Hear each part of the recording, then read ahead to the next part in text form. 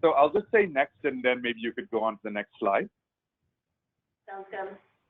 Okay, so just a little bit about me and my organization. My name is Narayanan.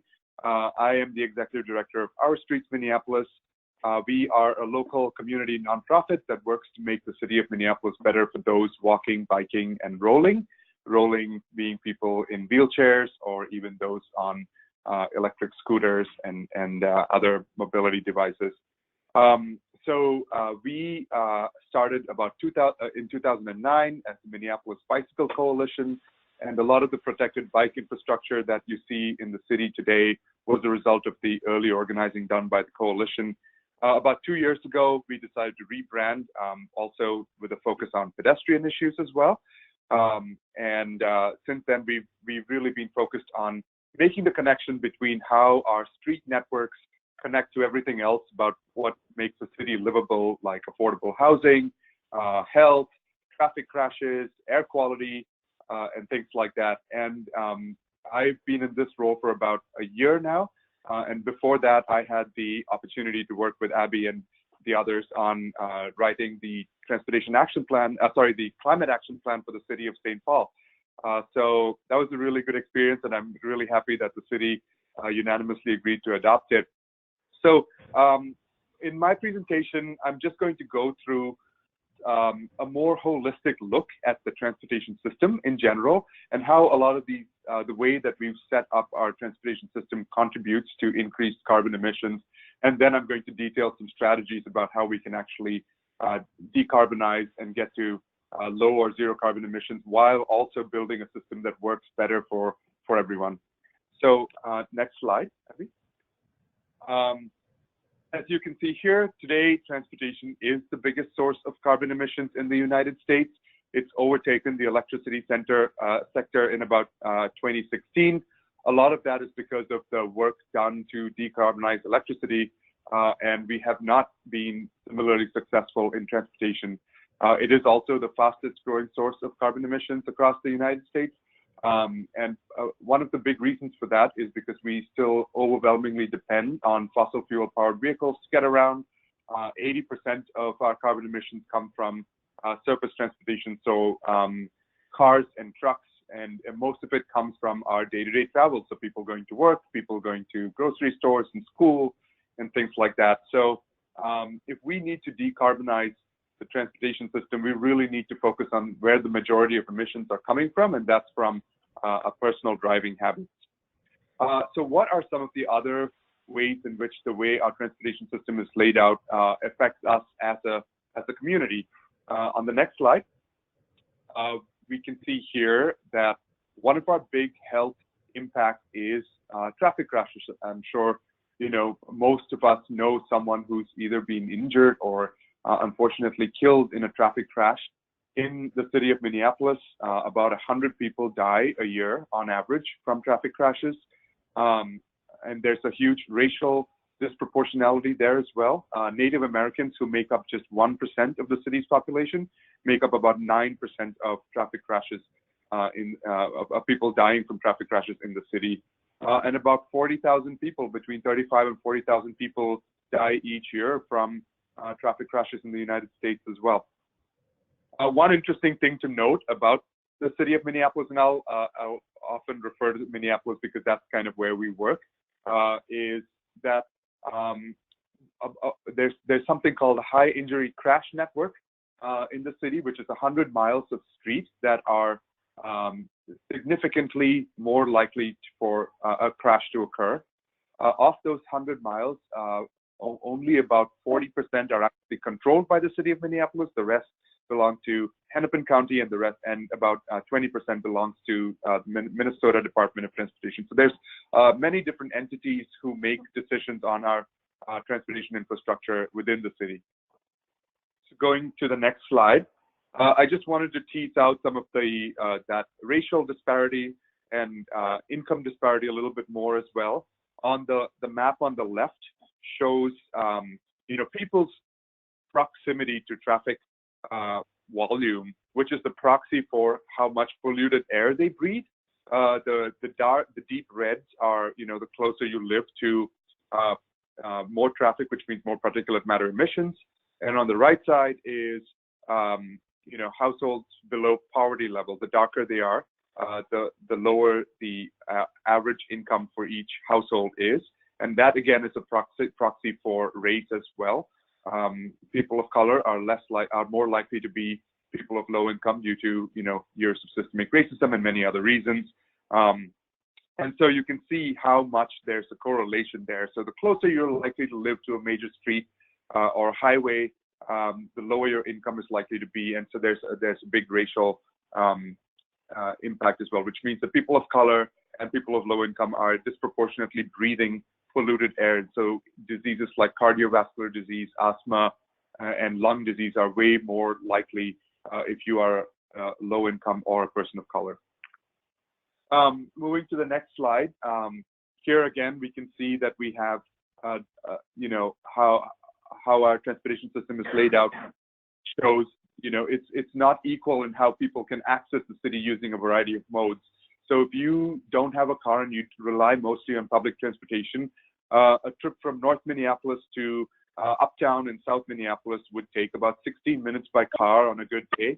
That same trip would take about 4 times as long on the bus, and you have to walk about 12 minutes and make 2 transfers as well. So it's just not practical for a lot of people today to use public transit as a means to get around the city, especially if they're juggling things like having dropping off kids at childcare or having to make stops to pick up groceries, for example, and all of that, it results in higher transportation emissions as well, because single occupancy vehicles are one of the highest emitters of carbon pollution in our city. Next slide.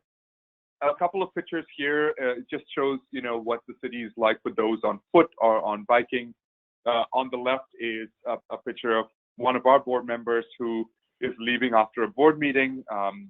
You can see that there's a big snowbank at the bus stop, and our board member is also visually impaired. So for those with disabilities, the city is quite hard to navigate, especially in wintertime. And if they're using transit, for example, it just becomes, sometimes a large portion of the city becomes impassable, and people's quality of lives really dip, when there's snow and ice on our winter, on our sidewalks. So next slide. I just wanted to talk a little bit about the history of how we've where we are today. Here is a picture of Minneapolis from 1954. You can see here that, the city is laid out a little bit differently from what it is today.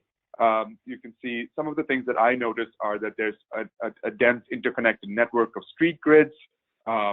It seems like there's a variety of uses in the city here. I think there's businesses, there's homes, and there's, retail establishments. But if you go to the next slide, and this is the city of Minneapolis in 2014, you can see that there's been significant changes in land use in the city. The big thing that jumps out to me is how we've, the construction of the interstate system. You can see on the west and through, I-94 and 35W really have taken a lot of land over for the movement and storage of cars.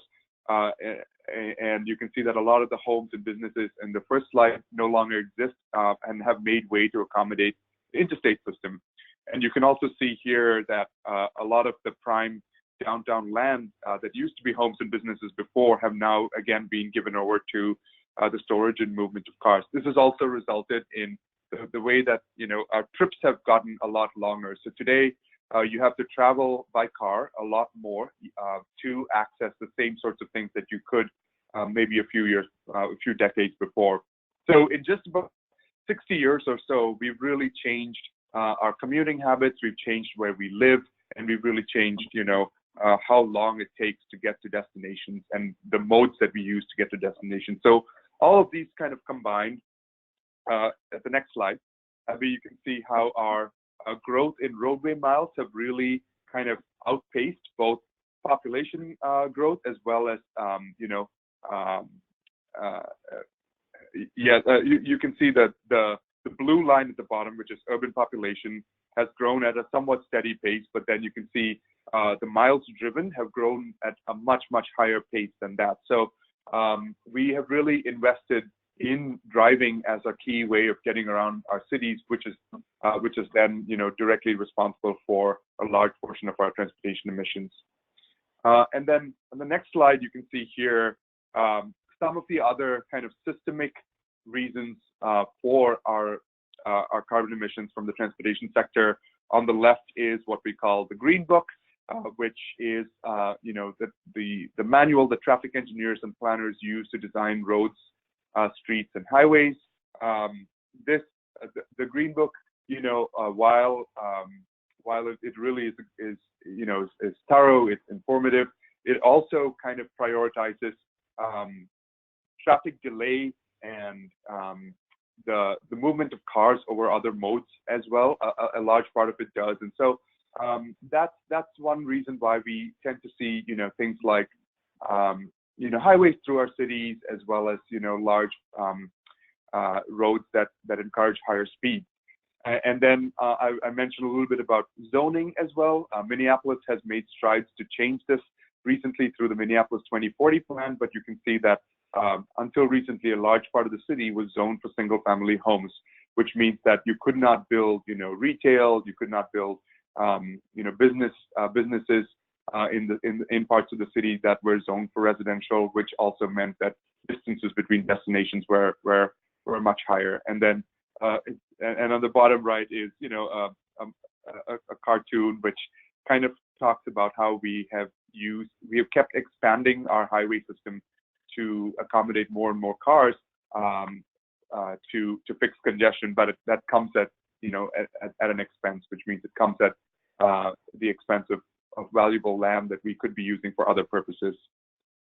So finally, I just want to talk about the reality of some of the streets in our city today. This is West Broadway Street in the city of Minneapolis. This is one of the more unsafe streets for pedestrians and bikers, especially. This is a 4-lane undivided street that carries a large volume of cars. There's a lot of pedestrian crashes that happen here. Most of the infrastructure around there, is things like a lot of it is gas stations and auto-oriented infrastructure, which kind of perpetuates the cycle of increased carbon emissions. And they also disproportionately are bounded by communities of color. So, these are some of the streets that that our organization is working to reshape. Sorry, did someone say something, Abby? No, it was just somebody talking. Good. Oh, okay. Next slide. So just kind of looking to the future, Marie Kondo says we need to keep things that spark joy. And on this slide, at least in our version of the future, we would see what maybe 2040 could look like. And here, one of the big things for us is that people are able to access the city through a variety of modes. So you may be able to take a bus or a light rail system to get to your destination easily and comfortably. You're able to bike around the city using a network of protected bike lanes. You're able to use a variety of different low carbon micro-mobility modes like scooters, for example. And then, we are also able to, we've decarbonized our auto system. So most of our vehicles are not fossil fuel powered, but are powered through electricity, and we have the infrastructure to support that. So that is kind of, a vision that we hope to achieve in both the city of Minneapolis as well as the region going forward. So the question, and then some other things about that. On the next slide, Abby, you can see this is from a report called The Road to Clean Transportation that I was involved in a couple of years ago, that talks about how to get to close to zero carbon emission by 2050 in the transportation sector. And you can see that business as usual, we're going to have about 4.5 billion tons of carbon still by 2050. But if we use electrification and automation, we get that down to about 1.5. But with electrification, automation, and mobility changes, we get that down to about 500 million tons of carbon emissions. So that includes, electrifying the majority of the fleet on the streets today, as well as making some big changes in how we choose to get around. So mode shift from cars to other modes as well. And then if we go to the next slide, just as I talked about, using a variety of modes to be able to get around easily and comfortably in the city. And then next slide number 15, Abby, we can see here that we achieved through Vision Zero. The city of Minneapolis has something called Vision Zero, where we want to achieve 0 deaths on our streets. That is, that is a hard ask, and it's a difficult thing to achieve, but it has been, for the first time, it's been achieved in Oslo, Norway recently, and so we also believe that we can do it here in the city of Minneapolis. And then next slide, and this is something, if we want to be really ambitious, is really rethink the role of interstate highways through our city. On the left is a picture of the inner loop in Rochester, New York, which is a depressed freeway that was previously called a noose around downtown because it cut off large parts of the city from downtown. The city of New York, the state of New York gave a grant to the city of Rochester to reconnect a lot of the neighborhoods that were demolished by the creation of that highway. And on the right, on the picture here is what that looks like today. They refilled that highway, they've reconnected the neighborhoods, and lots of development is coming up around it. And on the right is a picture from MnDOT's own project called Rethinking I-94, which really is taking a radical look at some of the historical, damage that's been done to communities in the Twin Cities and what a more inclusive future could look like. Some immediate things that communities could do, going to the next slide, and we're seeing this happen all across the Twin Cities region, is 4-lane to 3-lane conversions. I showed you that picture of West Broadway earlier, and this is an easy and inexpensive way to radically both reduce carbon emissions as well as improve safety for streets in the city. We're hoping that this can be done as a pilot project, for example, on Lyndale Avenue in Minneapolis coming up. But we're seeing positive outcomes where both, other mode usage goes up on 4-to-3 conversions, as well as the system becoming way safer for everybody involved. Next slide, Abby. From local policy strategies, I talked a little bit about land use and zoning. One thing that communities can do without much, without a lot of infrastructure in investment from their end is not barring higher density development. We're also seeing cities remove parking minimums today. In many cities across the U.S., if a developer wanted to build, a residential unit, for example, they would have to put in a certain amount of parking. We've seen a direct link between increased parking and increased carbon emissions. So both the city of Minneapolis and the city of St. Paul aim to remove parking minimums from development coming up, and so that's going to be a huge win both for affordable housing, because it reduces the overall cost of development, as well as helping people make the switch to other modes. And then another thing is not raising fees on electric cars. Many units of government across the country today have been disincentivizing the use of electric cars through added fees, and that's something that is a barrier for people making the switch. So just removing additional fees would go a long way towards getting people to buy electric cars instead. Next slide. Here is a picture of, I talked a little bit about the AASHTO Green Book.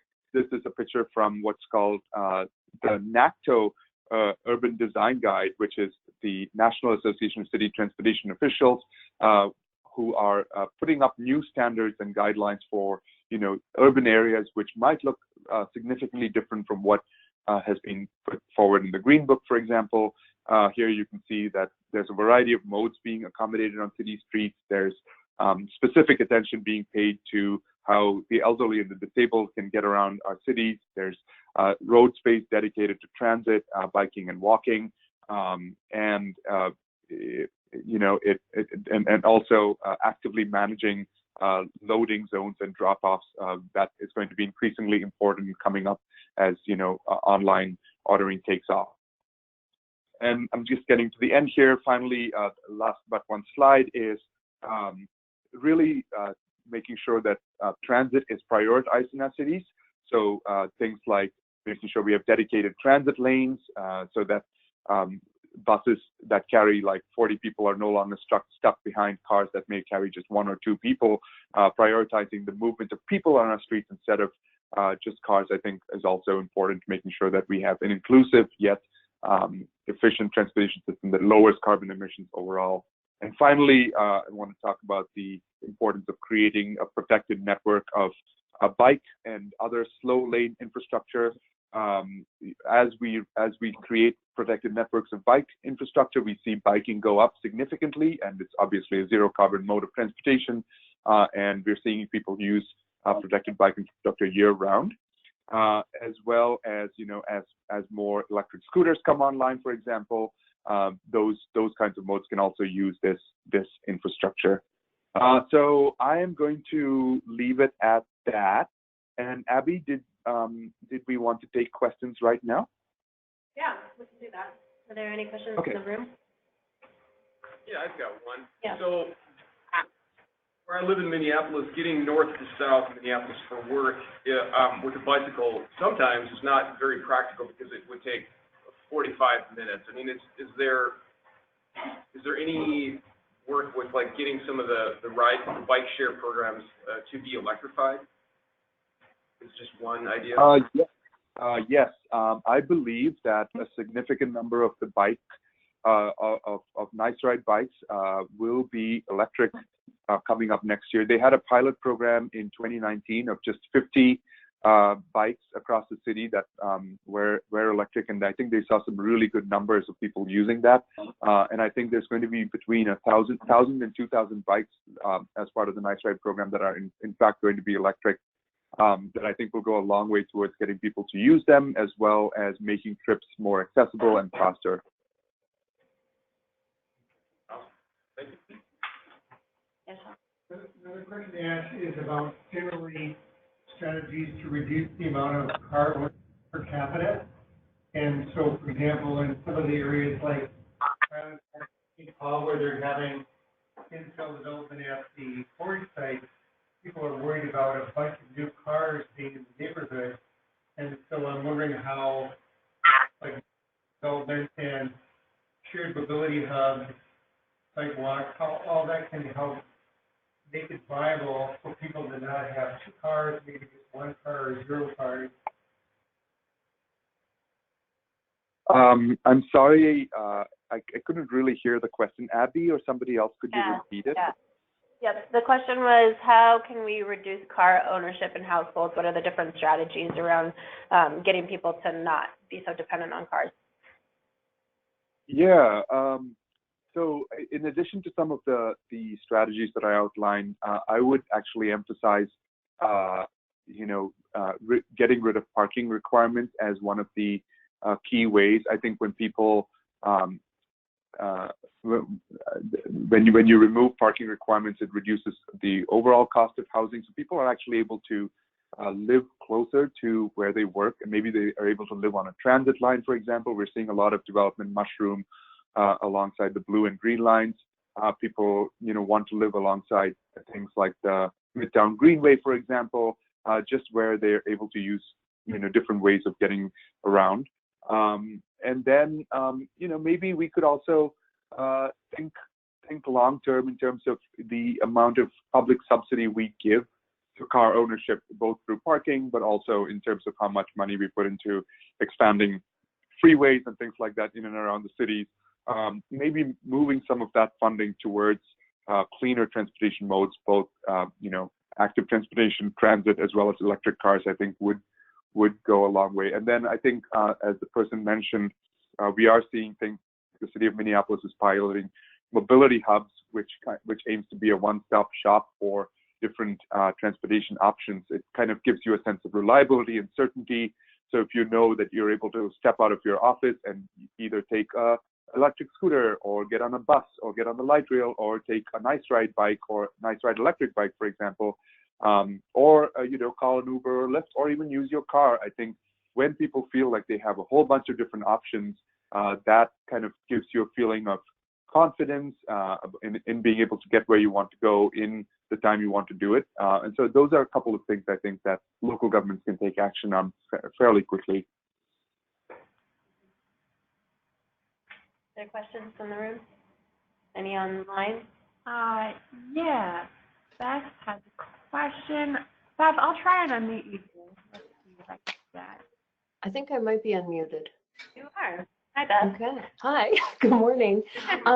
So thank you so much for the presentation, and I want to learn more about the mobility hubs that are happening. But I guess my question is, as a smaller city, we are really struggling with the whole public transit piece. We contract that out to local, I guess, service provider that serves multiple small communities. I see our little buses every day with 1 or 2 people in them, and it just doesn't seem an efficient way to move people around. And so I'm curious, and maybe this question is more for other small cities and for potentially a later conversation, but if anybody's having success in that sort of thing, or Ash, if you have suggestions of other communities that are doing this well. Yeah.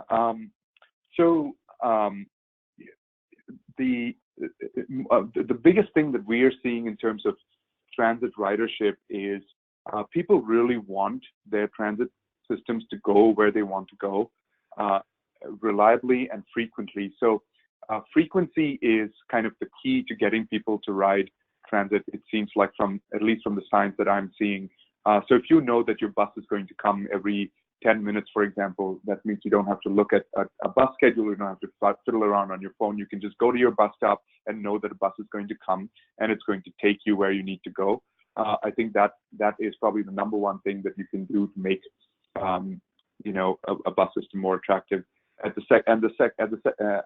secondly, I feel like we tend to look at public transit as something that needs to be subsidized or even pay for itself. And we don't necessarily do that with the roads. We don't necessarily do that with other public infrastructure. And I think we maybe need to get to more of a mind shift where we see transit as a valuable public good and invest in that accordingly. It's going to take a lot of political will. It's going to take some hard decision making, both from a public works standpoint as well as from a city council standpoint, for example. But organizing people to show that there is demand for transit, I think, is important.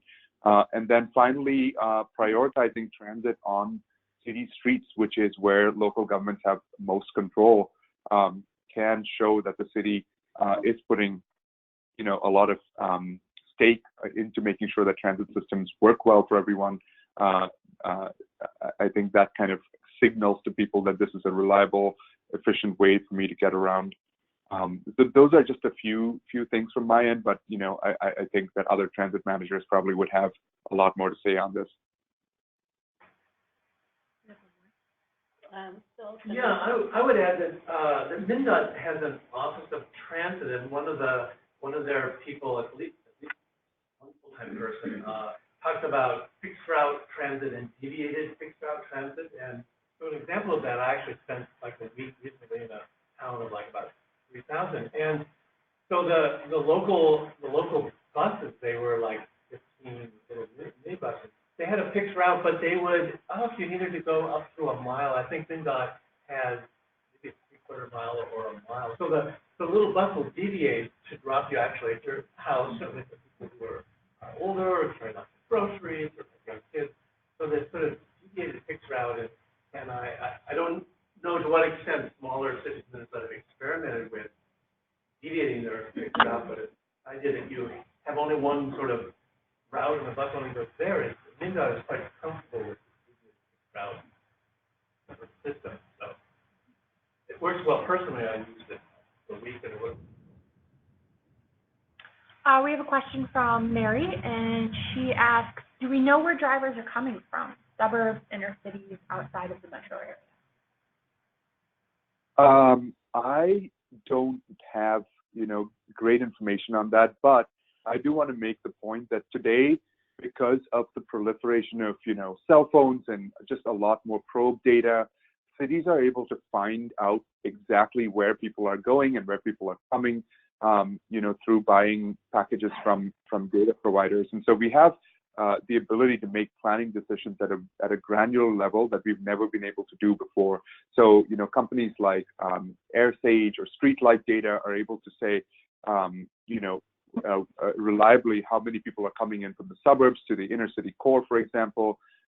One interesting thing that I found was the streets that are owned and operated by Hennepin County, for example. Traditional wisdom was that people were using them to make long trips that kind of went throughout the county. But when we actually looked at the data, I believe that most people were using them to make short trips that were within the order of 1 or 2 miles.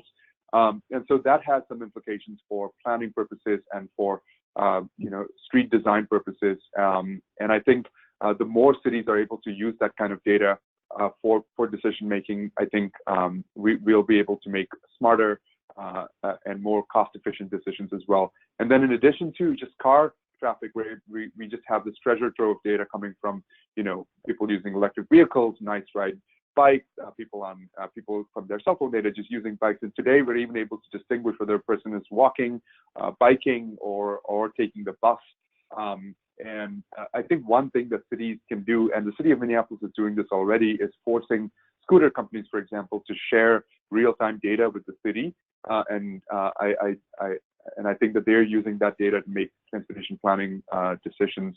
So yeah, I think more transparency and more directly connecting big data to transportation decision making is going to be key to getting our carbon emissions down.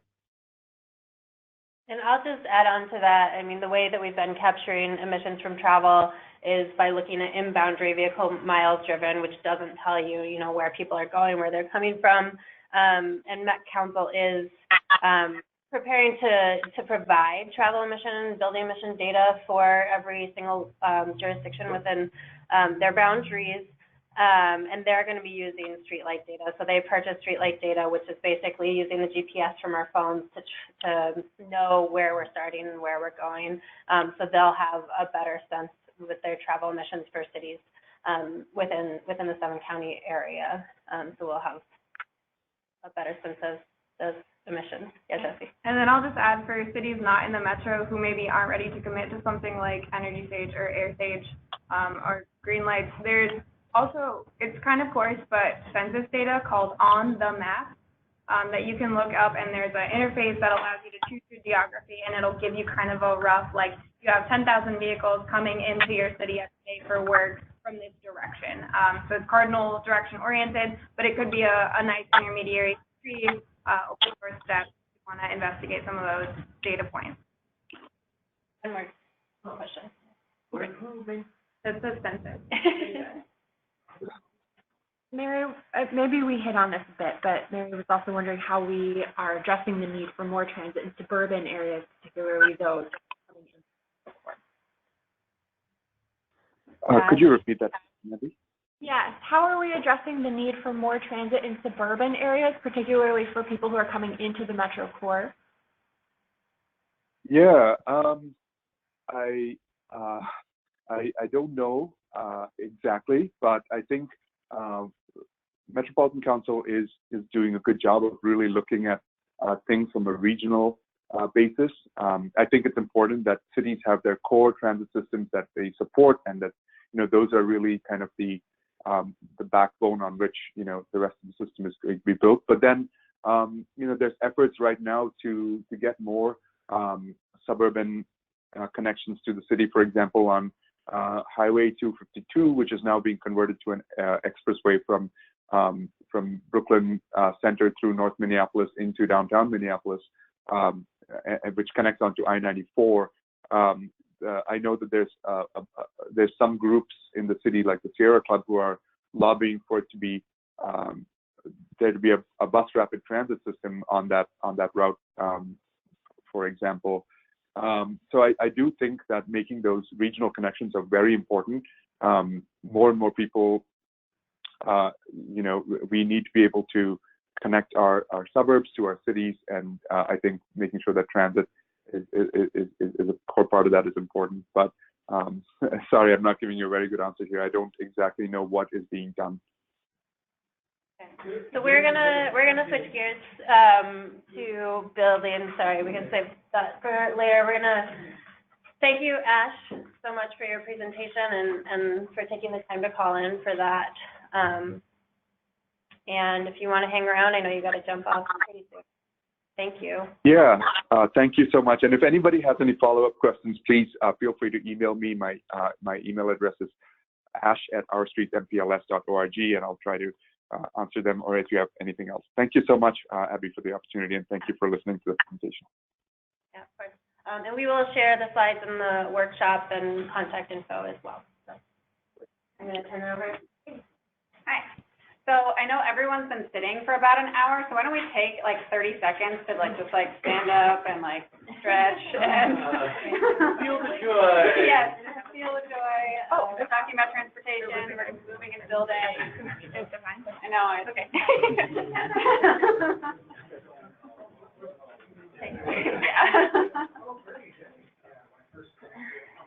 Yeah, when I was a student teacher, I realized people can't sit. The blood stop. Yes. Blood stop.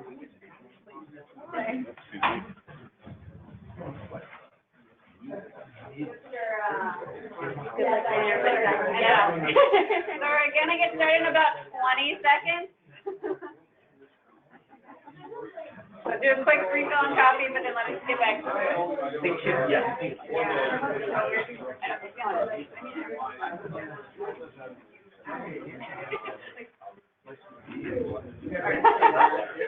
Kurt's giving us a 8-second countdown.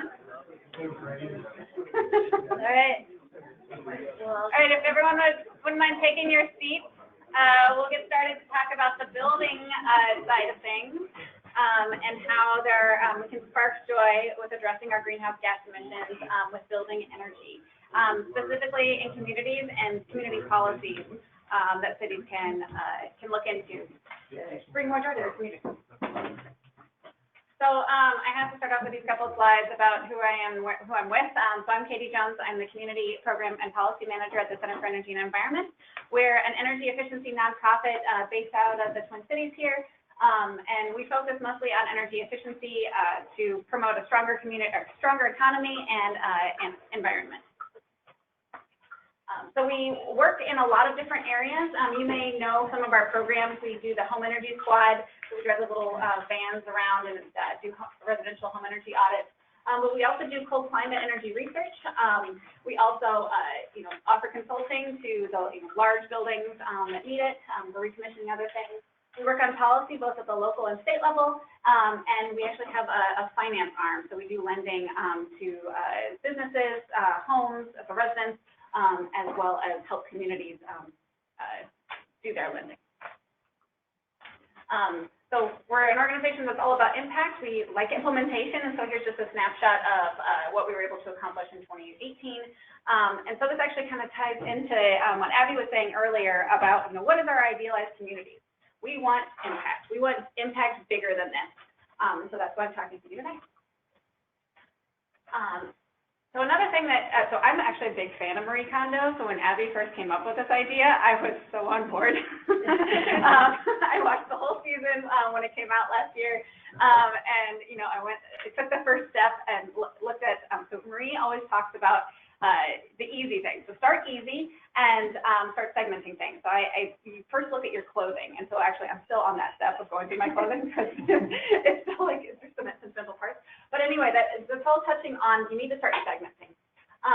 And so I know there are a number of tools out there that allow us to understand the various greenhouse gas emission segments in our community. So here's just an example from City of Minneapolis' greenhouse gas emissions inventory. There's the regional indicators. And so from here, we can start to see, how big are the energy emissions from buildings in our communities? And in particular, so it's useful to get that baseline, set that benchmark, to understand which of these policies that I'm going to be going through make sense to your community. Because just like with Marie Kondo, you know, for some people it's really easy to go through that clothing step. For me, that's a little bit harder. For other people, it's the book part. You know, going through your book was more difficult. So for each city, the low-hanging fruit is going to be different, and so we'll go through some of the options. I want to start off with a core concept that I think is really important when it comes to energy policies and buildings for communities, and that is that measurement helps bring better management.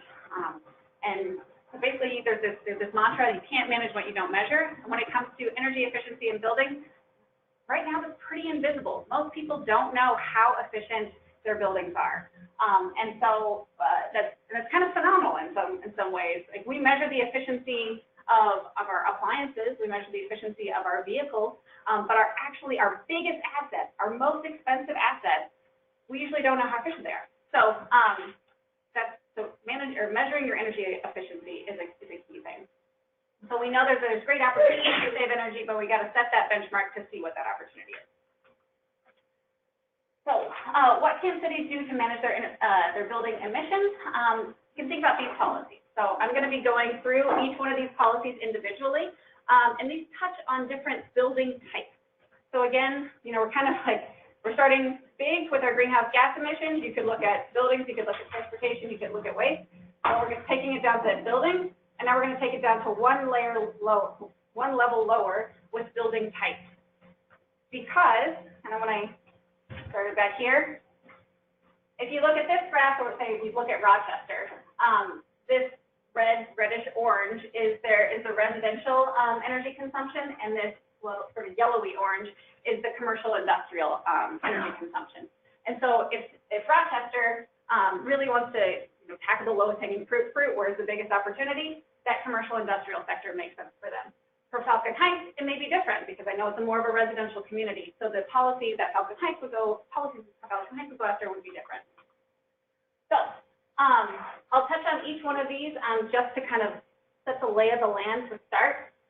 The building energy benchmarking audit requirements that generally tackles the largest buildings in a city, so commercial, large multifamily. Truth and sale of housing energy disclosure, that's your small residential, so usually 1 to 2 units residential. Time of rent energy disclosure, that's your rental, the rental policy. 4D tax code incentive, that's just a residential policy. It could be for small to large. And then sustainable building policy that can affect your residential, commercial, or industrial. Likely, though, it's going to be heavily focused on commercial. So I'm going to go through these one by one, and I'll remind you each time which property type we're talking about. So starting with building energy benchmarking, what is it? You probably hear the term benchmark for a lot of different things. Here we're talking about measuring the energy performance in buildings. And what we're doing here is we combine two silos of information that have never been brought together before. One is meter consumption information, so we're looking at your electricity use, natural gas use of the building, district energy if you have it, water, and we're combining it with building characteristics. So that's the square footage, the property type, schedules, year built, things like that. And when we combine those two, we get three really key metrics of performance for energy in buildings.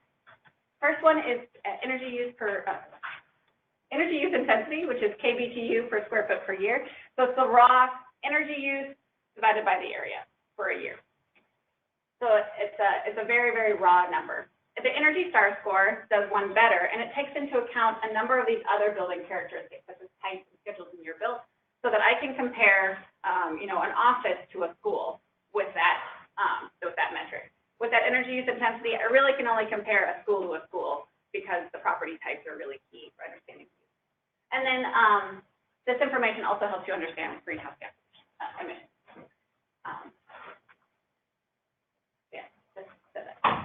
So there's a process for a city to benchmark. Basically, you establish a program. You can do that either voluntarily or as a requirement. In buildings, put those two silos of information together in a single tool called Energy Star Portfolio Manager. This is a free tool provided by the EPA. It's been around for 20 years.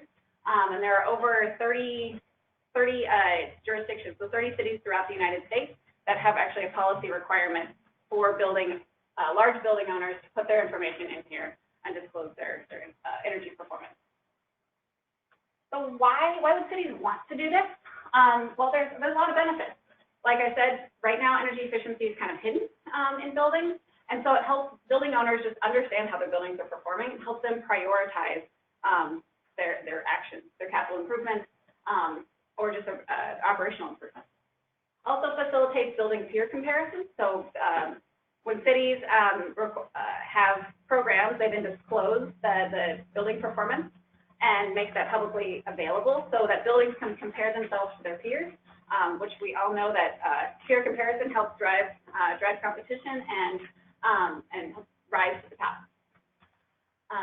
Creates demand for energy efficiency in the property market.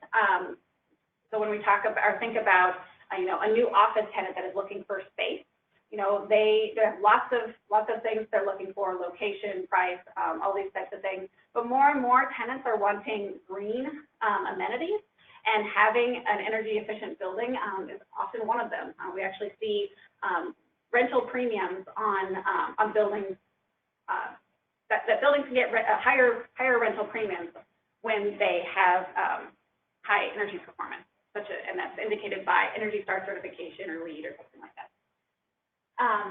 It also gives cities information, right? Cities, you want to be able to target your resources most cost effectively, and having this information on which buildings are the most efficient or the least efficient can help you target resources. And then it supports the climate and energy goals you might have.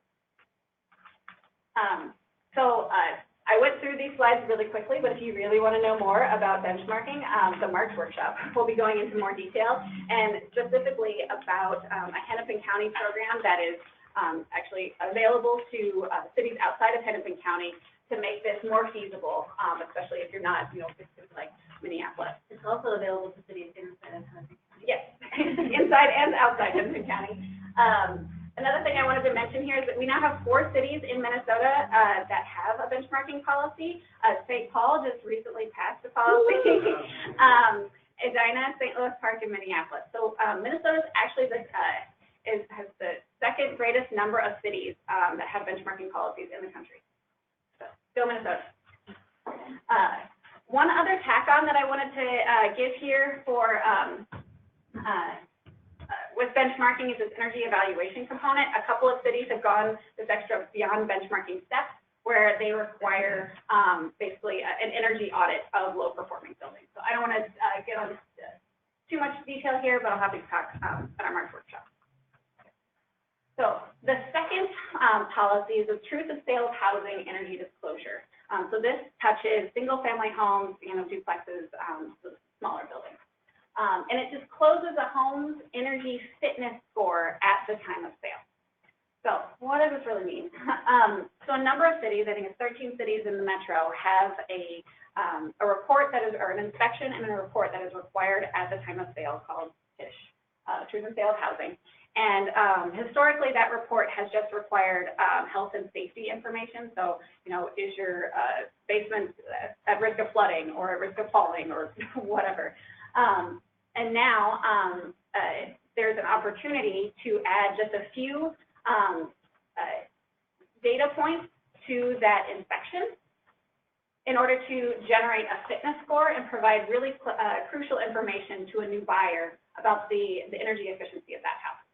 So this is, again, it's just information that is being provided, and that information helps homeowners or potential home buyers make better decisions on the homes they want to buy.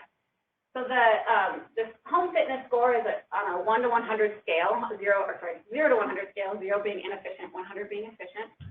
It's based on, the score was developed on Minnesota building stock, so it is highly attuned to our buildings. And we're really looking at the 4 most cost-effective strategies for improving the energy efficiency of a home. So we're looking at attic insulation, wall insulation, the heating system efficiency, and the window insulation value. And so with these 4 data points, we can really get a good sense of how efficient the building is. And this what's great about this is it's all about the assets. This has nothing to do with how, you know, if the previous occupant had 5 children and they all had their own TVs or what have you, and the next occupant only has, you know, doesn't have any children. This is all purely based on the assets. So there's no energy consumption data that is a part of this rating. And what's great about this is we all know that when we have these big life changes, such as buying a home and moving, that is the time when we're most likely to take big action. And providing this information at this key moment in time is so crucial to helping move the needle on getting these upgrades especially in our old building stock. With these home energy reports, it's another opportunity that the city can provide resources and so either technical or financial. So this is just recently rolled out in the city of Minneapolis, and I think I have, yes. It's recently moved out in the city of Minneapolis, and actually January 15th was when it was first launched. So we've got about 100 buildings that have gone through this. The TISH inspectors are now trained and they know how to do this. And so, yeah, our goal is to create a market value for energy efficiency. Right now, again, it's hidden. We want to bring that to the forefront.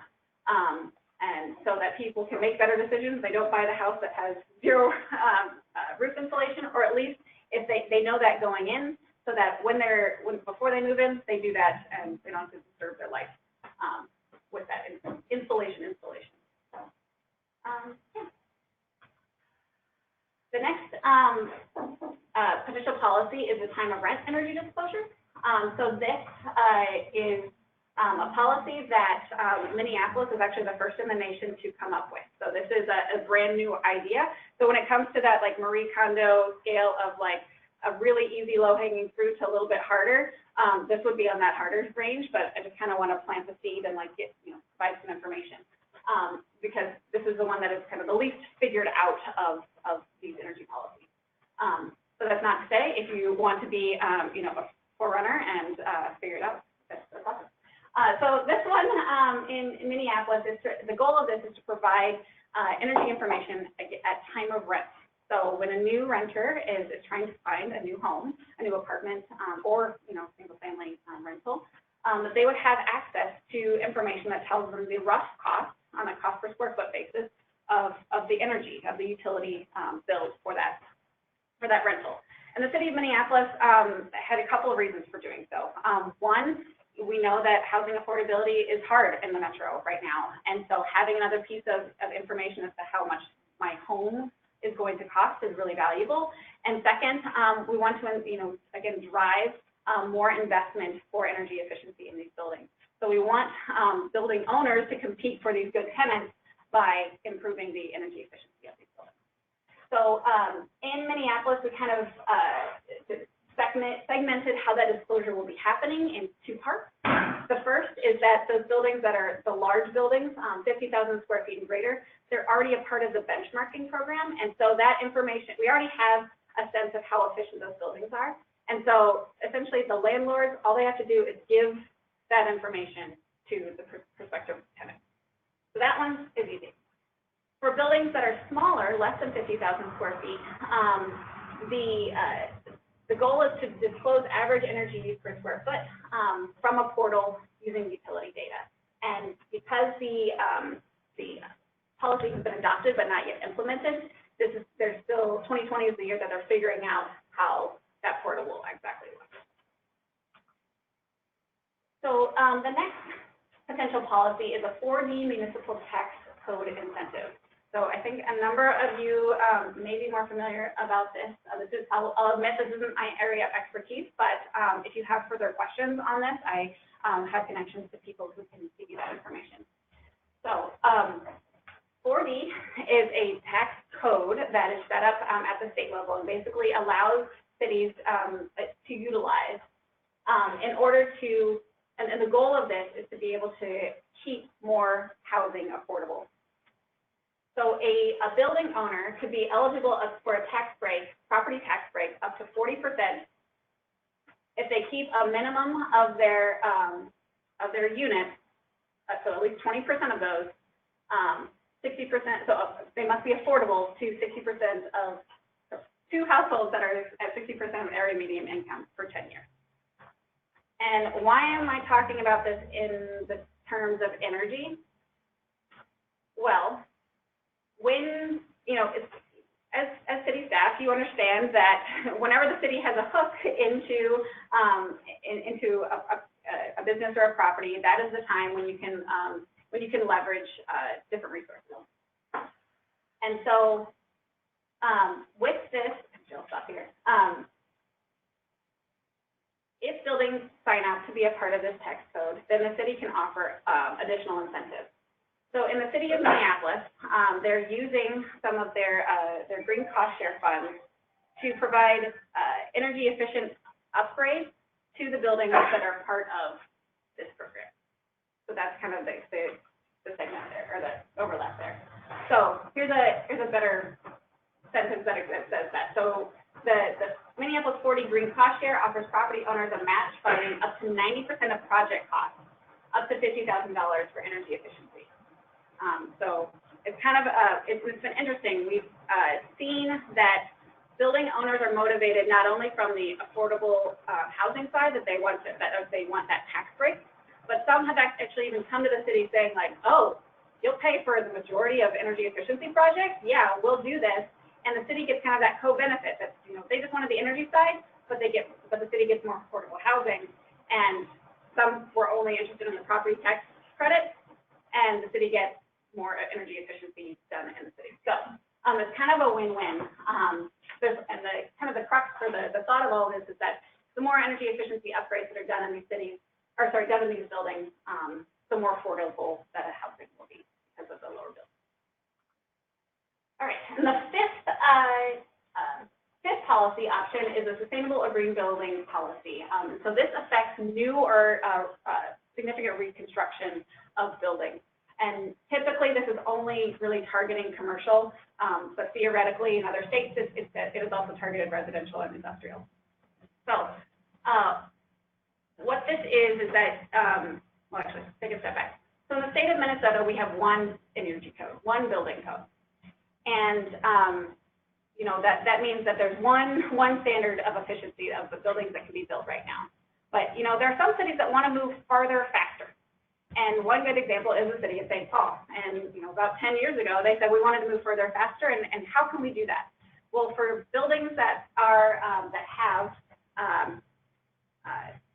that are getting funds from the city, then there's some things that they have to do. And they have to basically fill out a checklist and complete that checklist in order to receive the funding from the city. So a couple of those options, or a couple of those things on the checklist that the city of St. Paul and the city of St. Louis Park have is that they have to adhere to this green building policy, and that green building policy can have different things in it. I think both of those, both city of St. Paul and St. Louis Park have the SB 2030 energy standard that, you know, this new building, it must meet a certain level of energy standard that is actually better than the current state energy code. And then there are other options for which, you know, other criteria that a building can meet based on their building type. So if it's a multifamily building, they might go through they may be required to go through the Minnesota Green Community Standard. If it's an office building, you may ask them to go through LEED Silver. So those are just a couple of the examples there. You can also, on the energy side, you can also, you know, require better water efficiency, landscaping, recycling of materials, things like that. So jumping into St. Paul's example, the projects that received $200,000 in funding must meet these following requirements for commercial buildings and for residential buildings. It's been very, very successful. I'm just gonna, you know, toot the horn of Kurt Schultz. He's awesome, and and so I think that's one of the reasons why it's been so successful. Is he's been very diligent and very great at implementing that. So I hope I didn't talk too long. Any questions? Okay.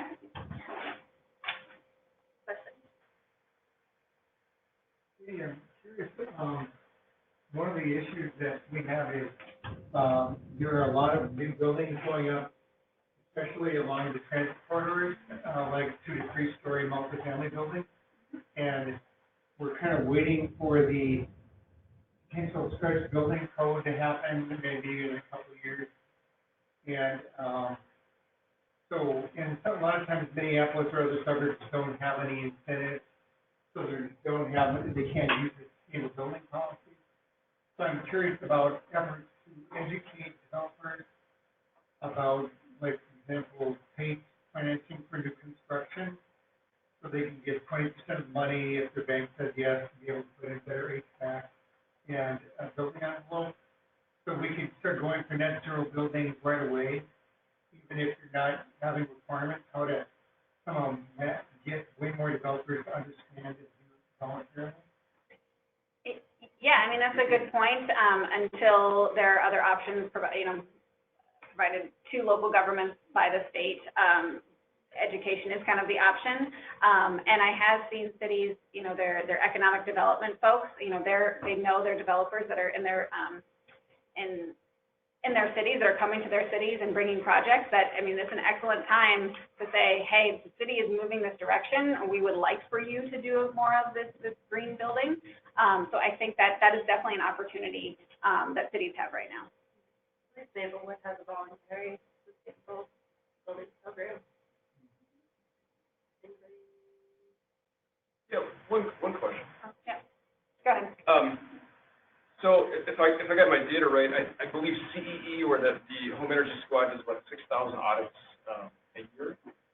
And so the question is how to get, is there any work being done to get all that information from all those properties to the public, so they can, because eventually the goal, at least within, I know one of the goals from the real community is to get all of that data on the MLS.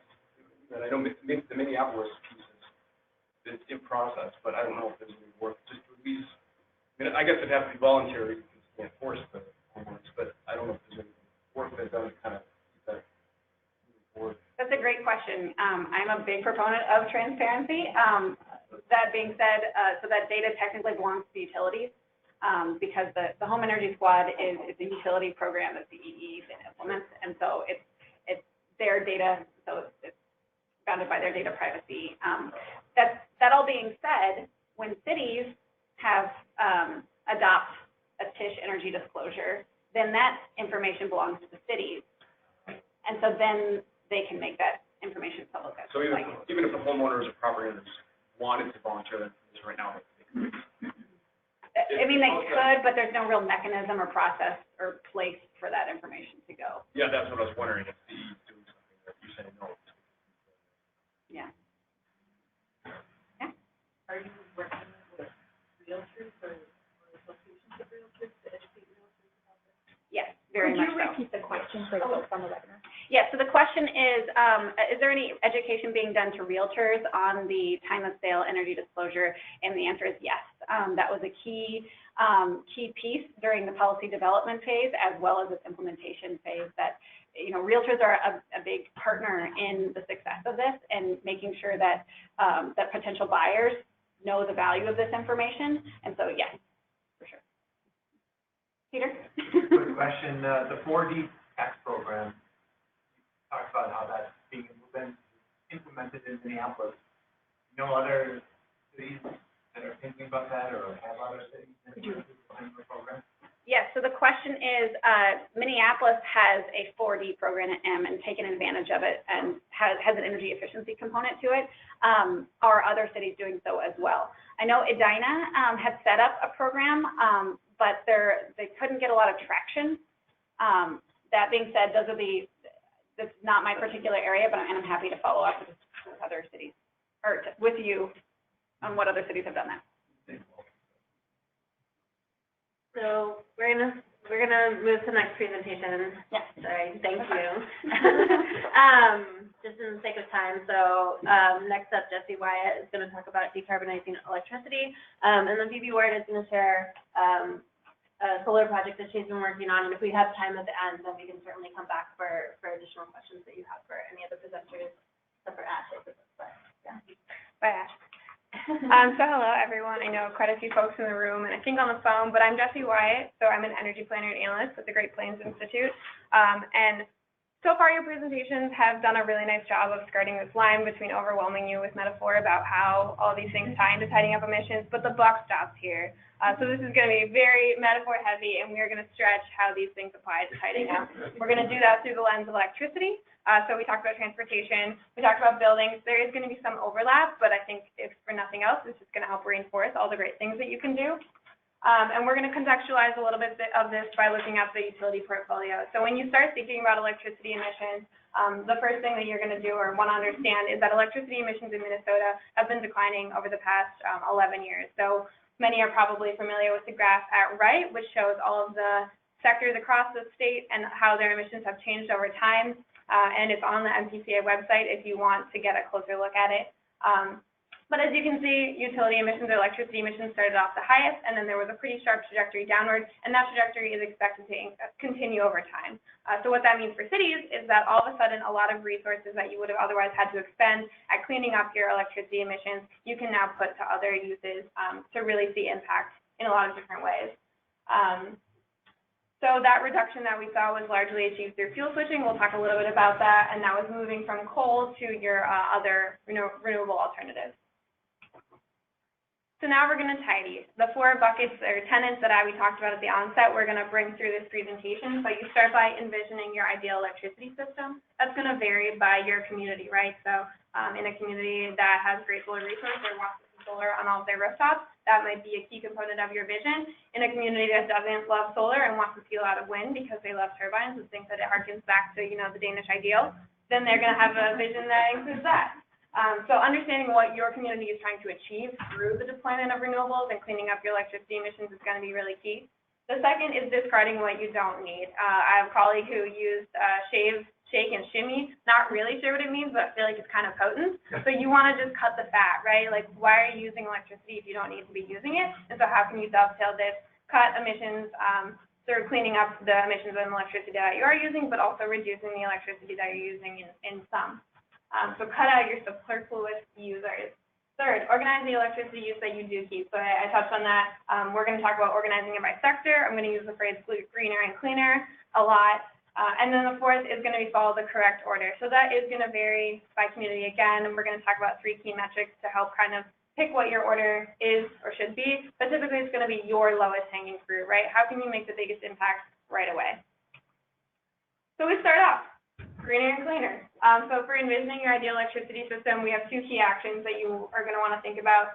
We've kind of talked about inventorying your electricity emissions in buildings, but you're going to want to do this across. It's going to help you get a benchmark or a baseline of where you are, set the stage for where you're seeing emissions in your community. You're going to do it across your facilities and your lights. There's programs to do that. Some are open source. There's softwares that you can use. We're happy to talk more about that. And then once you have that, and as a function of this visioning process, you can start to set a goal around how you want to reduce your electricity emissions. So for some communities, that's going to be, we want to achieve carbon neutrality. For some, it's going to be, we want to achieve a proportion of our energy generation from an in-boundary resource. For others, maybe it's a proportion of your renewable energy that you're purchasing an offset for. So thinking about that as a function of your visioning, doing education around what each of those things means, and what the outcomes for deployment look like. We pull on the example from the city of St. Louis Park. So they did all 3. They adopted a goal of carbon neutrality by 2040, 100% renewable electricity by 2030, and 10% of electricity met by in-boundary, specifically solar generation. Discard what you don't need. Nix your clutter. It's a very strong visual. So this is cutting the extraneous. There's 2 actions here. Katie did touch on both of them. So pursuing deep energy conservation programs and retrofits, specifically for building electricity. You can mandate those. It's some of the policies that Katie went through. I'm not going to belabor. And then also adopting that energy benchmarking ordinance is going to be really key for reducing electricity emissions in buildings. The city of Minneapolis example, so what they did in 2013 was first adopt that commercial benchmark, and then they came back and revamped it in 2015 to include residential. So maybe for your city, it makes sense to do it in that tiered way, right? Where can we know that our commercial users, we can push or leverage our relationships with those right away, and then we'll come back later for the residents. 2 others are the building energy audits that Katie talked about for all sectors, so your cities, municipal buildings, industrial, commercial, and residential. And then encouraging and incentivizing efficient buildings through laws and mechanisms that we've already gone over. here, I was told that you're going to get this PowerPoint, so I included a bunch of links for you to click on after. So here's the sort of a toolbox of resources for those 4 actions, and it links to examples of those things or specific programs that you could go through to start thinking about how to do those. Third, organize the electricity that you do keep, right? So you're not going to be able to get rid of all of it or shave all the fat off. You still want to eat a meal. And so the first thing you can do is increase your local renewable deployment. So decrease, your reliance on the grid. We showed the graph at the beginning, which was that strong trajectory downward. But for a lot of municipalities, you're still going to be sort of at the mercy of what your utility generation mix is. A lot of folks don't even necessarily know what their utility generation mix is for their specific utility, and that sort of gets into doing research on the back end. But you can jump on the front end and start to deploy resources that you know you're going to be using and help offset what maybe isn't clean from the utility. You can also encourage participation and increase opportunity for your community members to engage in green power purchasing programs. So that's going to be utility specific. An example would be Great River Energy has an opportunity for you to purchase wind energy, and that's going to help maybe if you don't have a great local resource but still want to be able to offset those electricity emissions with that renewable energy. You can do it through a purchase program. And then partnering with your electric utility. So there's going to be varying degrees of amicability across the state to do things like this, but it might be exploring maybe emerging technologies, new technologies, or thinking about trying something that you're excited about but the utility is maybe hesitant about on a smaller scale, and really just starting to forge those relationships and have those conversations, even if at the onset there is a lot of pushback or skepticism. Because remember, you're a customer. And so here's your toolbox of resources for organizations. Again, I'm not going to read it. Click on all the links. Get excited. And here's where it gets good. So you're doing this organization and tidying, but what are you going to tidy with? So you have your cleaning agents. You might think this is your wood polish or your multi-purpose cleaner. And so we have solar, which is not limited by location or community. So it can be deployed anywhere and everywhere. It's currently on track to become the cheapest form of energy in parity with wind in the world. And it's also ubiquitous across the state, right? We have a lot of existing resources to help you deploy solar. We have a knowledge base, we have a development base. So it's a path that folks have forayed, and we've learned a lot from that. And so it's relatively simple for you to do that yourself. And same thing with wind. It's the cheapest form of energy. You're typically going to think about it or see it at the utility scale, but there also are innovative ways that communities can do smaller scale wind, or think about integrating it with other forms of other cleaning agents. And then you have your battery storage. So typically lithium ion, and this is something that helps you think really strategically about time of use. So with electricity, if if solar is really great at generating during the day, but you're that community that said you wanted to harken back to your Danish roots and have wind everywhere, maybe you want to partner that with battery because wind generates really well at night, but that's not when people are demanding the use. So we're going to install wind, generate a bunch of electricity or energy, and then store it and use it during the day when people are actually using the electricity. And then we also have these sort of emerging technologies. So maybe this is your vinegar-based cleaning solution, non-toxic, and those are things like hydro, geothermal. I guess CHP or combined heat to power isn't necessarily emerging, but it's pretty low utilization level across the Midwest for some reason, not so on the coast. So there's a lot of opportunity there to kind of experiment with what your specific cleaning agent should or could be. And a function of understanding what your cleaning agent should be is understanding your renewable resource. So this is getting the information on whether or not you want to install wind because you have a good wind resource, whether or not you want to install solar because you have a good solar resource. I say good in relative terms, right? It's good everywhere. But ways that you can start to do that are by conducting these sort of inventories or assessments of your specific resource. So for solar, it's a solar suitability assessment. You go in and you can get, rooftop granular data on how many panels you could install on a site, what the generation output of that rooftop would be. And you can do that across your entire city. You can also do that at the community scale, not looking only at buildings, but thinking about things like ground mounts or combination systems. And then you do the same thing for wind. And for wind, you're doing that at various heights. So how quickly is the wind blowing as you get higher? And it's, as you would intuit, the wind is faster higher up, but thinking about various turbine heights and speeds. And then understanding the feasibility for your specific community of some of those alternative or emerging technologies like battery, the CHP, the geothermal, or the hydro. So here's Minnesota's wind, for those who care. It's sort of a pattern you would expect. We see really high or strong wind speeds in the southwestern portion of the state, where we've raised a lot of the land and gotten rid of topography with agriculture. But as a result, we have really great opportunity for wind deployment. And then it is great throughout the rest of the state too, but you see it's not quite as good in the northwestern portion of the state until you get on the Superior Crest. And that's 80 meter, and then you go up to 100 meter. And this is the base to the height of the turbine, not the height of the rotors that's spinning, if that makes sense. And so it gets better at 100 meters, follows the same pattern. We do the same thing for solar, so you can look across the state. It's a very similar pattern, really, really great solar in the southwest, also good across, but not quite as good in the northeast. And this is showing impacts due to things like shading, so it's going to typically be your local constraints, which you as city staff and planners have jurisdiction and authority to impact. So, building heights, tree canopy, those are the types of things that might have ability or impact your ability to use or deploy solar resource. Also, the margin here between high and solar is like 15%. It's very small. So really great solar resource everywhere. Don't feel stymied if you're in the northeastern part of the state.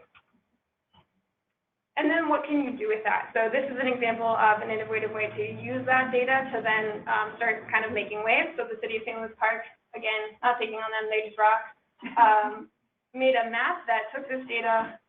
Can you play the video? You can click one more time. I can't. And so we made this map using that same solar raster data, and it took 2 by 2 meter cells on every single building rooftop in the city, and it estimated what the number of panels that rooftop could house, given things like a 6-foot perimeter buffer is required for rooftop installations, as well as the pitch of the roof, the aspect, and then outputs. This is a conservative estimate of the kilowatt hours that system would generate. This is what a really conservative estimate of what that system would cost. And so this is made free and public to all community members in the city of St. Louis Park. And so they can go and click in and find out, hey, my house is great for solar. What have I been waiting for? Or maybe my house isn't great for solar, but if I keep scrolling, here are some opportunities for me to do some green power purchasing, participate in my utility program, etc. So they were really excited about this. It's relatively easy to make, so it's a resource or a tool that a lot of communities could jump on. And then finally, tidying in the correct order. So I talked about how this is going to be community specific, but broadly, the 3 metrics that are helpful to identify what your order should be are your highest impact. So you've done your inventory, for example, if you're the city of St. Paul, that your commercial and industrial buildings are a big energy user, so you're going to start there first. Or you want to focus on equity, so where could we invest in a lot of multifamily residential to see, reductions in energy burden while also seeing improvements in energy efficiency, but also feasibility. So we talked about how you might want to tier deployment of different programs if you have really great relationships with your commercial or your business associations or commercial building owners. You can start there and then move to residential. So your consumers is the greatest resource. Your sector-specific emissions, equity, so also thinking about longer-term implications of what some of these programs might start to be or look like, so job affordability, job creation associated with renewable energy, and then your feasibility as well. Another suite of resources. And then finally, thinking about planning for the future as it pertains to electricity emissions. So we know that a lot of conversation and momentum is moving towards electrifying a lot of new things, specifically transportation. There's a conversation about moving away from our conventional fossil fuels to a more electric future. There's also talk about, shifting away from natural gas appliances or other technologies. And what that's going to mean is obviously increased use of electricity emissions. So how can you proactively think about there's going to be new demand? What do we want to use to proactively clean it up, right? How can we make sure that our future messes are smaller and we don't need to tidy quite as much? So asking yourself that question. Thank you. You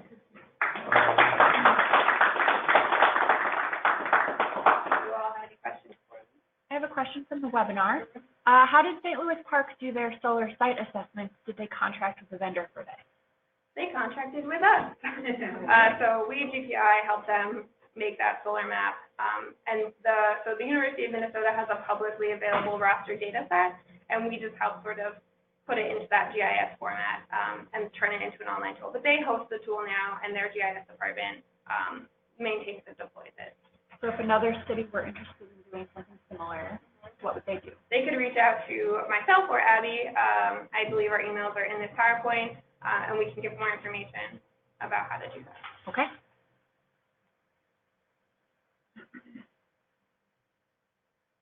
Any questions in the room, John? Like, Go go ahead, John. So, two quick ones. One is, check out the case study from Maplewood of sending out specific solar feasibility studies to specific properties, so they can see that, hey, they can save a lot of money and give them the financing package right in the mailing. And the other one is, if you get clean electrons to the whole city, it's like way easier. And so, there'll be things with the guy in Minneapolis on how to give comments on Excel to do long-term resource plans. So we'll have some webinars in like April after the new layer integrated resource plan comes out. And then potentially Minneapolis is trying to negotiate with Excel to get 100% renewable power citywide by 2030 through different legal mechanisms. So with other suburbs that have Excel, wanting to work on that with them, then you don't have to get individual households to sign up a wind source just to somehow get 100% renewables for your whole city a bit before when solar is going to be carbon neutral. Absolutely. And Excel is sort of the shining star, but and maybe for other utilities, there are cities that want to go tackle and recreate that. Like I went to go over to Dakota Electric.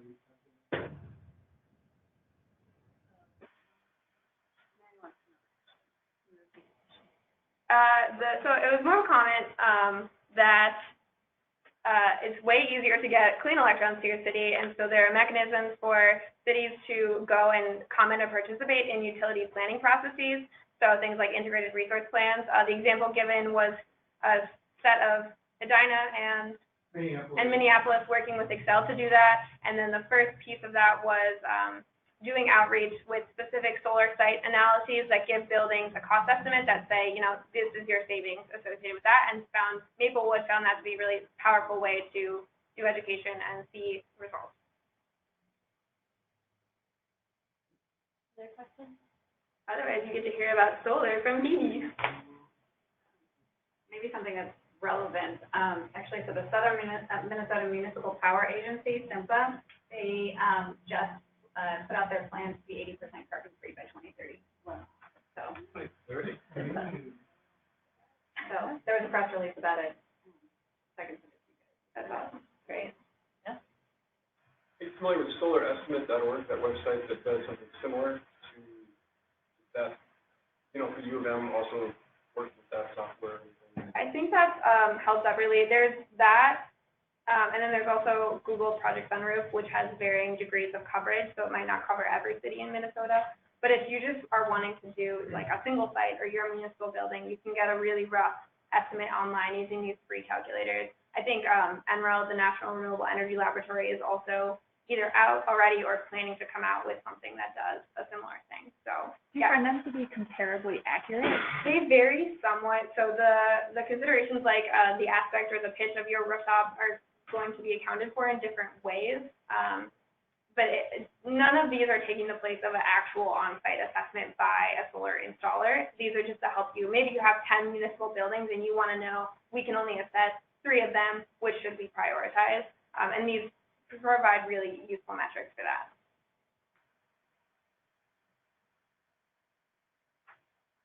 Okay. Thank Thank you. all.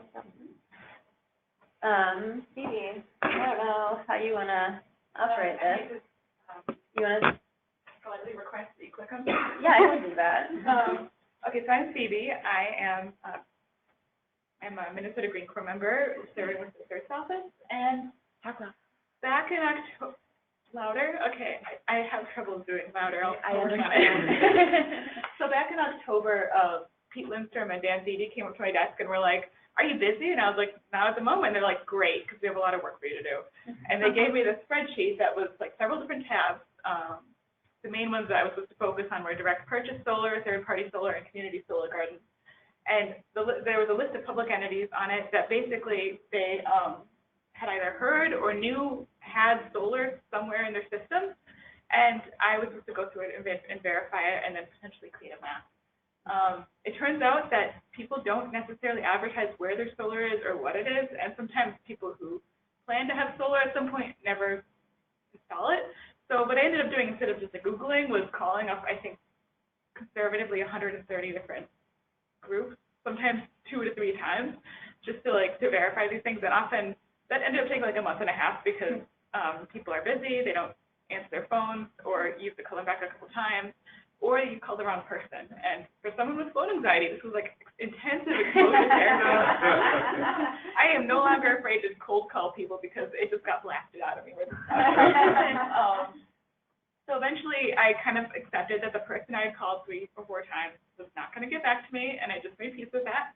And I started plugging this into this map. We selected this map based on something that Extension had done with a different kind of sustainability project because it's kind of aesthetically pleasing. And if you click on, what do you want to click on? Brooklyn Park. There's a case study there that you can kind of attach. So it's like a digital encyclopedia with a little map attached. And then those other 2 tabs are just basic specs for all these different entities. So Annandale Public Schools, Champlin, Minnesota, all these benefit Ojibwe, and then you kind of have like a little list of how many kilowatts it is, who the developer was, if there's a financing entity, who they were, and yeah, that stuff is really basic and bare bones. Some of the information is missing because, like I said, people didn't always get back to me about things, and I just accepted that yes, somewhere there is solar, and maybe that's good enough.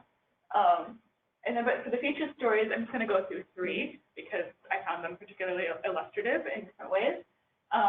The first one is Royalton, Minnesota, and this was not initially on our list of potential case studies, but I called the contact for their GreenStep program, who turned out to be the mayor. I did not realize that when I called her. I think I realized it once I hung up, which was a little weird for me. But she was so passionate and so articulate and so clearly committed to the work of sustainability that I called her back and I was like, do you want to talk a little more about that for a case study? And she was totally down, which was great. And her story is that in 2008, she'd just been elected to the city of Royalton as the mayor, and she was looking for ways to save money because, as we all know, in 2008, everything blew up. And Greater Minnesota took the brunt of this in our state, and she, like a responsible person, was looking for ways to lighten that burden. And she connected with the Rural Renewable Energy Alliance, and eventually that partnership, that conversation led to the installation of solar panels on the city hall. And she estimates that between 2010 and 2012, that reduced energy usage at the city hall by 39% and $1,700 annually. So for a small town, for a relatively small town, it's not that small. That is pretty significant. And that, in my mind, illustrates this pattern I saw across all these cities, that it's not just about reducing your carbon emissions, it's also about reducing energy bills where it really counts. And then another one is the Leech Lake Band of Ojibwe. So they also partner with REAL. REAL is woven throughout most of these case studies in Greater Minnesota. They do a lot of work around the general area. So with Leech Lake, they installed 200 kilowatts of solar across 5 buildings, and I think it's estimated that that will reduce energy costs by $22,000 annually, and that will help an additional 100 families in need on the reservation. And actually, Brandy Toft, who I talked to, had an even more ambitious plans in mind. She was actually thinking that once they get their strategic plan solidified, they could install that much every year for a few years and really significantly reduce energy costs for energy-burdened families. And REAL, for its part, is actually replicating that model at the White Earth Nation right now. I just recently talked to Erica Billand, who is really optimistic about that as a model for future projects in different communities in Minnesota. And then the last one is Minneapolis, and you might note that there's no picture yet, and there is no story, because I called them and talked to multiple people, and basically every single one of them was like, yeah, it went off without a hitch. Everyone was on board. And that is great for a project, but it is not great for a case study because there is no narrative. So what I have actually done is I've gone back and gotten back in touch with the people I talked to I asked them, so why was there no conflict? Because in almost every project, no matter what it is, there's some kind of obstacle or barrier. So like clearly there was a setup in place when they implemented these solar projects that allowed there to be a relatively smooth implementation process. And I'm curious to find out what that is, because, and then when it is in my hands, I will put it on here. So that is all I have. Does anyone have any questions? Is this available? Yeah, it's public. Okay, how would one find it? We can share the link. Yeah. Yes. I have trouble finding it. That's why I have it. And we can add this as a resource and implementation tool, solar. Do you, on the on-site solar, do you only include city, or municipal arrays, or do you also include residential? Just school and city. Can you repeat the question? Oh, choosing if it's just municipal arrays or if it includes residential for on-site. And I was saying it's school districts and cities. Does your data show production? Not usually. There was yeah, that's a good question. What? Oh yeah, does the data show production is what he was asking. Not really. There's kind of a weird thing with community solar where people were giving me kilowatt hours or kilowatts depending on how they were subscribed. So there's a little weirdness on that tab because the units vary according to, which entity I talk to. But yeah, it's usually just the amount of kilowatts, not kilowatt hours. How would one get their case study on here? Talk to me, and I will write it up or post it if you have one.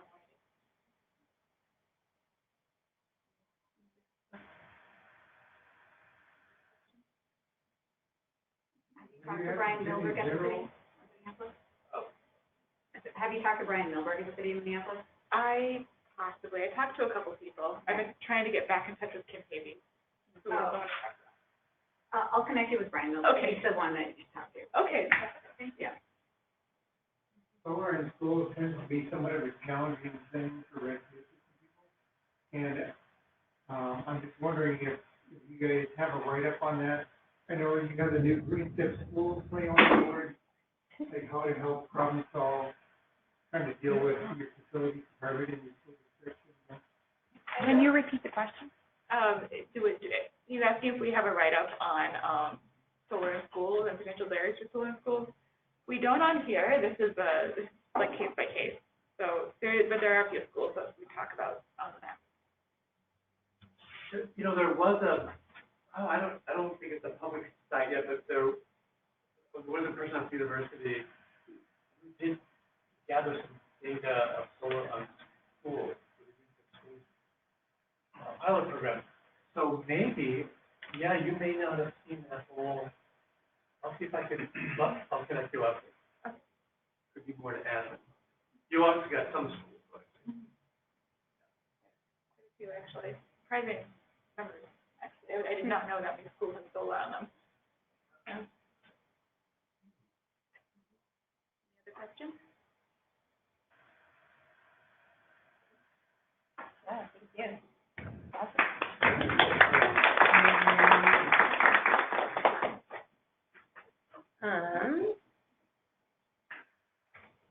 So that kind of concludes our tidying up tips for today.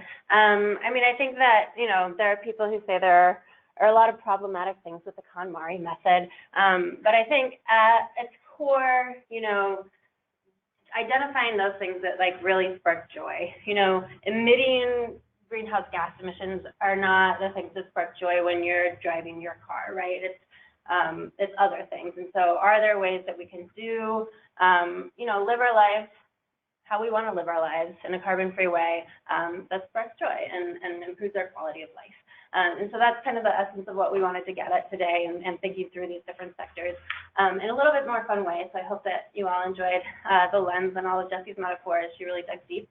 And so that's it for this presentation. The next one, Katie was a little upset that we were just calling commercial building benchmarking or following up such a great title with such a boring title.